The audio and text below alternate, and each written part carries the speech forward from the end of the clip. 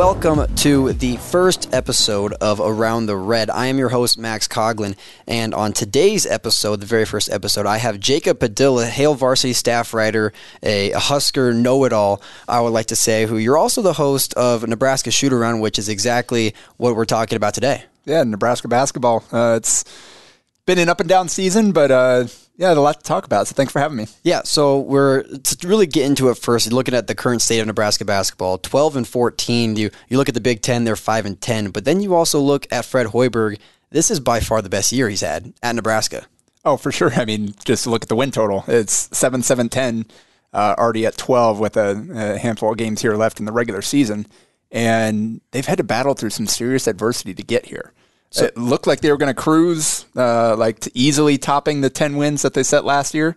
Then they lost 2 starters, and it was a struggle early on, but they've managed to secure some big wins since then, as they've kind of had to reconfigure things on the fly. So you look at the injuries, and I think the defensive side of the ball has really taken the biggest toll. You look at Juwan Gary and Emmanuel Bandamil; those are by far the best 2 defensive players on the team, and they go out with an injury, and then you have players that have to step up, like Wilhelm Bredenbach, who has done a great job down low. Yeah, and they've tried a few different things where they're playing a lot more zone, like you mentioned. Bandamel was kind of the guy that took on lead ball handlers, and then Gary is kind of your wing defender, guards 4s, 3s, whoever you need him to. And they played a big role in how they had success. They were a top 40 defensive team in adjusted defensive efficiency on KenPom when those guys went down. Since then, they've kind of fallen. They're sitting at 59 right now. So they've been falling defensively, but they kind of got it back with that win against Wisconsin. But they've had to do it differently. They've tried various zones. They've tried different lineups. They've gone small. They've gone big. Blaze Keita coming in after dealing with the high ankle sprain. He was the driving factor behind the comeback against Wisconsin.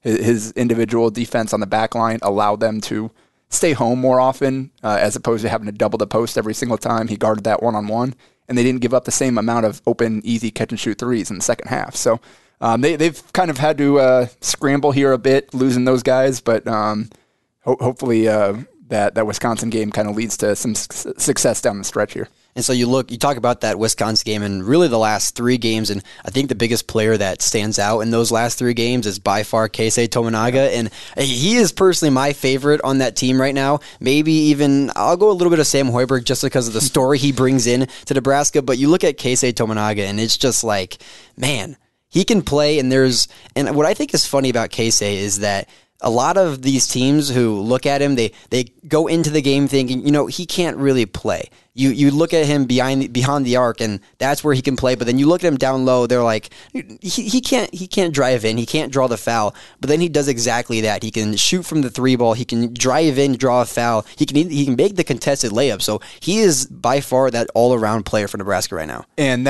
he definitely has made a huge leap from last year. It's tough for guys transitioning from JUCO to high major Division I basketball. And he struggled. He saw some signs of kind of the shooting ability and what he could do, but there wasn't even anything close to consistency with that. And he hurt you defensively and just wasn't quite ready to play the role they need him to. And first half of this season, he had some highs, he had some lows. He was playing big minutes, and he was towards the back end of the rotation. But over the last, he scored double figures in 8 of his last 9. He scored, almost 60 or almost 80 points in his last 3 games. He had a 30-point game against Penn State, 22 led him against Wisconsin. Most of that, I think, 17 in the second half in overtime. And it really is kind of the evolution of his game, his ability to read defenses, understand how they're defending him, and then make the right play. He's become such a good back cutter when teams really crowd him. You turn your head on him, and he's cutting to the basket immediately. Derek Walker is such a good passer. They've got great chemistry. He finds him every single time. And now we are starting to see him with the threes falling, with getting those cuts to the rim. Now his confidence has grown. He's feeling comfortable taking the ball off the dribble. First bucket in overtime, coast to coast, just took it, blew by his defender, went in for the layup. And we're seeing he had kind of the up and under over Hunter Dickinson in the Michigan game, where just starting to do more and more off the bounce, just becoming more of a all-around scorer as opposed to just a guy you have to guard on the perimeter. And that's been huge for Nebraska. Again, the confidence he's playing with right now. He's just been so much fun to watch. I've broken down just how efficient he is. He's a much better shooter, like catch-and-shoot guy, with a hand in his face than he is when he's wide open. And he doesn't have a ton of wide open attempts, but he's shooting. I haven't seen what it was after the last game, but he's shooting barely over 25% on his unguarded catch and shoot threes, according to Synergy. He was shooting he was 40-some% on guarded ones, close to 40%, and he's shooting over 40% from NBA range threes. All the logo threes he's pulling up. He's one of the best shooters in the country at those right now. He definitely can hit those if they're well within his range. And then you have to guard him out there. That opens up all his ability to score inside the arc. So he's playing at such a high level right now, and he's the biggest reason for why Nebraska's offense has improved recently, even if the defense has slipped. Well, and then you talked about it, he's so good off the dribble, shooting off the dribble, especially from that three-point range and the NBA three range. He's so good at just going off of a defender, getting the ball from, either it's a Denham Dawson or Jamarcus Lawrence. He gets the ball, shoots it, and it could be contested. That's why he is such a good player, because it doesn't really matter of who's in his face, of how small he is and who he's guarding, because he's not the tallest guy on the court. That's just a point that you can see on your TV or in person. He's not the tallest guy on the court, but he still can prove himself and make a point in any game. Oh, and Fred Hoiberg said, they got real complicated in the second half of that Wisconsin game. Got some stops and said, just go set screens for Casey. That was basically the entirety of their offense in the second half, just play off of that. And the other guys did a great job of taking advantage of the opportunities that presented for the whole team. And so I talk about some players now that I have in here young players that are stepping up, but I want to go more broad in that, because there has been a lot of players, Nebraska's battling the injuries. They're having players coming. They're having transfers that came in, one of them being Sam Griesel, who has been a leader all year for this team, and he is a player who I want to talk about now. Coming all the way, he was a Lincoln East graduate. He's from Lincoln. He went to one college, came back to Nebraska. Now he's being the most dominant player, I would say, in my opinion. Not just, he may not be the best shooter on the team, and we can see that. His free throw percentage is not the greatest, but he's that team. He just brings Nebraska together. I think he does, because he's so good down low. He has the size on him, but the one thing is, he is a senior graduating this year, will not come back, so he is a big loss to that team for next year. Yeah, he's meant so much to this team on and off the court, the culture flip. You just listen to them talk about the work ethic, the community involvement, the desire to really represent the program well. It's all started with him coming back here, a kid who grew up a Nebraska fan, who had a great career at North Dakota State, turned himself into a guy capable of playing at that level. He wasn't that coming out of high school. He was a late bloomer in high school that really blew up junior into senior year.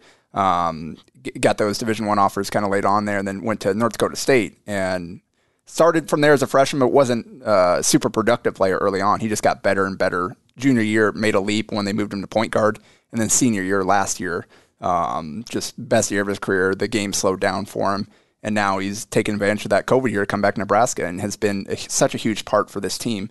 It's going to be so difficult to replace, just all the little things he does. And, it's been difficult for him at times, just based on kind of Nebraska's lack of spacing. Like his game hasn't been a perfect fit for the supporting cast, just based on what they're able to put together. But he's had some huge performances. And again, whether he's shooting the ball well, where he's scoring well or not, he's going to give you everything he's got out there. Guarantee you he's leading the team in floor burns.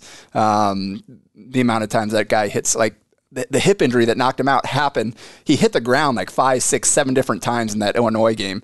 So that's how much he is giving to this program right now, and it's going to be really difficult to replace for sure. He is that one player who, you look at Nebraska football and you talk about black shirts. I think he is one of the best players that represents of being a black shirt on that Nebraska basketball team. I think he is by far, he loves Nebraska. He loves everything about the black and red. He is full Nebraska, so that is why he's one of my personal favorites on this team. Just watching him play and watching what he does outside of basketball, I think that's why he contributes so much to this program. That's what I was going to say. It's fun to watch on the court, but he's a fantastic human being off it as well. Like, this is the kind of guy that you want to root for in a Nebraska uniform, full stop, through and through. He's having blood drive hosting on Friday.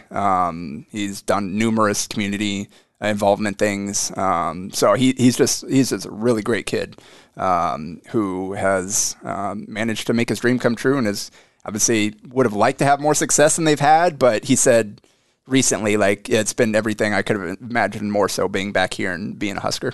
So now you look at other players that have stepped up for Nebraska. You talk about freshman Jamarcus Lawrence. He has been a baller recently for Nebraska, and Denham Dawson, and then also Sam Hoiberg. He's that sneaky athlete who has came in and really contributed to this team. Not so much, on the starting role so far. He had that opportunity to be a starter in one game, then he got pulled. I think he is the best bench player that Nebraska has.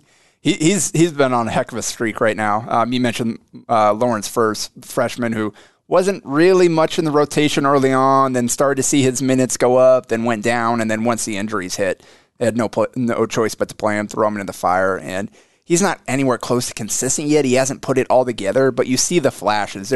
Each game he does something a little different. That Wisconsin game, didn't shoot the ball well from three, but he did a good job attacking the basket, scoring that way. Obviously, the Northwestern game, shot the ball really well. It went 4 of 8 from three. Other games, he's dished out assists without turning the ball over. He's taken on that tough defensive assignment every game out. So you're seeing just the various parts of his game where he's not putting together, where he's scoring 10, dishing out 5 assists, playing lockdown defense every single game. But you're seeing the stretches of like, oh, this kid has a chance to be a really nice piece for you long term.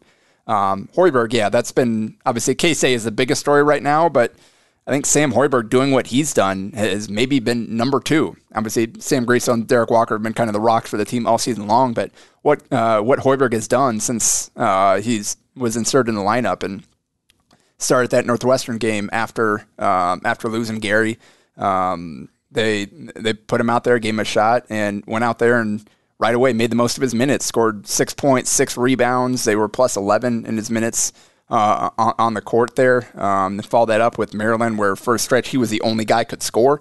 Scored 11 straight, I believe it was, for Nebraska in the first half when just nothing was flowing. Then he got that start for defensive purposes against Illinois, the least amount he's played. And then following that, Penn State, 7 points, played 20 minutes. Michigan, 5 points, hit both his shots. 19 minutes, Wisconsin knocked down a big three in the second half that either tied or gave him the lead, I can't remember, but he made a huge defensive play, multiple defensive plays in the last few games. Like, he's not a guy that's going to give you a ton of production like that. That 15 points against Maryland is kind of an outlier, but every game he's making 2-3 plays that are really important to the outcome of the game and helping Nebraska win in his minutes on the court. And that's, more than you can ask of a redshirt freshman walk-on. Just getting this much out of him has been huge for Nebraska down the stretch, considering the state of their roster. And also, being Fred Hoiberg's son, you can't if I was Sam Hoiberg, you can't really take that role lightly because you already come in with the chip on your shoulder. You're the coach's son. You redshirt your first year. You come back. You get some minutes. You just have to make the most out of those minutes, and that's exactly what he's doing right now. And I think he is honestly, like you said, he's the number 2 right behind Casey. And that story of he's coming up, he's showing who he really can be, and I'm excited to see what he does next year. Yeah, and we'll see kind of how this, once they get a fully healthy roster, what happens beyond this, but he's stepping up and filling the moment, rising to the occasion. Like he himself even said, his goal was to play his 3rd year in the program. So very much ahead of schedule at this point.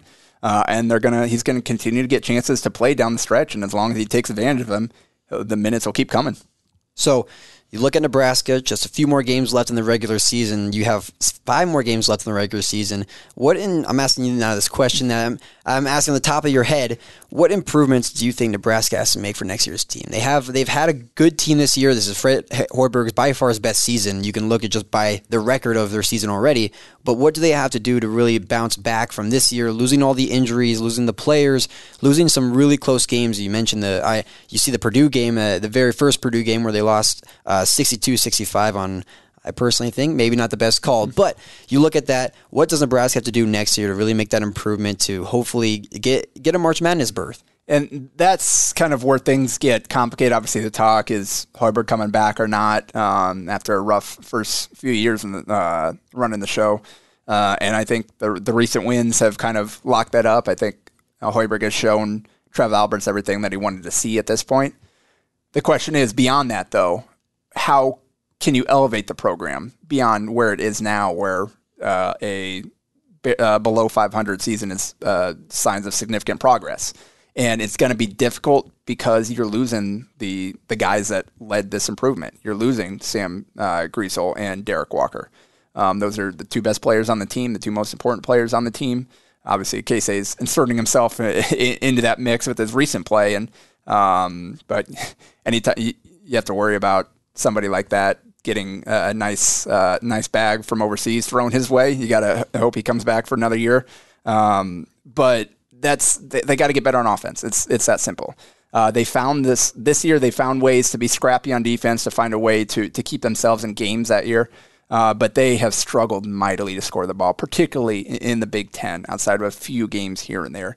And it's really across the board. You kind of look at their breakdown outside of interior scoring, where a lot of that is Derek Walker kind of carrying the heavy load there. They're not really efficient in any area on offense. So the skill level, the talent level, they got to improve, and you got to replace the two players. So in order for Nebraska to take a step next year, Hoiberg's got to have a lot of success in the transfer portal at this point, because you're starting to get excited about some of the guys that will be coming back that have a chance to be nice pieces for you moving forward. There's nobody that on the team that's going to be your number one or even your number two at this point. Even Casey, as well as he's been scoring recently, not necessarily an all-around player. He's more of an offensive piece there, and not a guy that is going to be able to carry the load offensively for you being a primary initiator. You're going to have to get ball handling, playmaking, more efficient scoring. Like, that is the key. You got to see what you're going to do with the point guard spot. Obviously, Griesel isn't a traditional point guard. You got to figure out what you have on hand, what's out on the portal that you can land, see kind of how you feel about the front court losing Walker. You've got Kita, you've got Breidenbach, you got Oleg Koyanet coming back. So you've got some options there, but none of those guys are close to Derek Walker. So it's tough to know. They need to get more talent for next year. It's that's simple. You're starting to get excited about some of the guys coming back that maybe first half of the season you're like, there's not much here. Second half, okay, you're starting to see it with some of those guys, but they're all role players. So take a step forward. You got to find a way to replace, even upgrade on guys like Walker and Griesel. And I don't know if they can do that. At this point, they haven't shown to this point that they can recruit at that level, but they haven't had success yet. So maybe going out and showing the progress they've made this year, they have a little bit stronger recruiting pitch. And you talk about recruiting at the very end, and I think that is going to be the biggest thing for Nebraska. If you want to find that good offense, you look in the portal, but you also look at the high school guys. And I'm gonna stay here in Nebraska right now for Nebraska high school basketball, and you look at guys like who I think is my personal favorite right now is Jaden Jackson, and he is by far, I think, would be the biggest help to Nebraska. If Nebraska can land Jaden Jackson, I feel like he could contribute really well as a freshman. And then moving on into his year, but I think Fred Hoiberg really has to find those high school guys while also looking in the transfer portal. But you just got to find those high school guys that you can nitpick in and out, and really what can they do to help you in what ways? Yeah, the challenge for Nebraska at this point is they kind of missed the window for the high-level in-state talent. Right now, you talk about Jaden Jackson, he's 2024 class. He was 3-4 inches taller. He'd be a no-doubt high major player. But he's lacking a little bit of the size that you would want from that position. He's not really a point guard. He's a 6'1" shooting guard. So that's hard to translate to the Big Ten level. Nebraska, and credit to Nate Lenzer, who since kind of being empowered to be more of the recruiter, he's mid-season last year started doing more of his due diligence, trying to create those relationships, scouting the various kids in the state. Obviously, they got Caleb Jacobson to walk on. I think Lenzer had a big part in that. And he's looked at, he likes Jaden Jackson. He likes a lot of these other guys. It's just none of these guys are for sure high major kids at this point, so it's hard to rely on that. And right now, they've got one commit for next class, and Eli Rice. He's doing prep year down at IMG Academy, and so they got a couple spots to fill most likely. We'll see kind of what happens at the end of the year, but I think it's at this point with the amount of young players on the roster. You've got Rice coming in as a freshman. I think their attention for this next year is going to be mostly on the portal because you need guys that come in, can play 1 to 2 years for you that have already experienced Division I basketball and can help early on because you need to continue that upward trajectory. But yeah, there's some young guys. A guy like Amari Bynum at Omaha, Brian is in the 2025 class that they're keeping an eye on, that maybe does have those physical tools, 6'7", 6'8", long arms, and step out, shoot a little bit as well as score inside. So that's a challenge now. There are a lot of really good players in Nebraska that maybe don't have high major physical traits, but there's some good players that will have a chance to play at the next level for sure, and Nebraska will keep an eye on them. And you talk about Amari Bynum. I saw him play just a few days ago they played Westside, and he was, man, he can shoot, and he can basically do every single thing, and then you just look at him. He's a 2025. He's a sophomore. So you look at that. You look at the height already. He's got the height. He's 6'8". So he's a big kid. He can shoot the ball. He can drive inside. So I think that in the coming years, what I personally think they need to do is they need to stay in the portal, because that has taken over all of college athletics. You look at the transfer portal and what it has done. It's not just done stuff for football. It's done stuff for basketball, for baseball, for every single sport. So I think that's one of the biggest things that Nebraska has to do. Like you already mentioned, they got to find the portal. They got to find those guys that can step in for 1 to 2 years, be those big men that they have. And then you look down low, you find those early commits that you really find them, then you lock them in. And I feel like that's the plan that Nebraska really should be going to. And then you've got Ramel Lloyd Jr., hopefully coming off the red shirt. Hopefully he's putting in some good work, can step in and be a piece next year that you can rely on. So you've got kind of the developmental kid with some talent that can maybe step in next year, play a supporting role, and then grow into that kind of like 3-4 year developmental piece that becomes a really good player for you.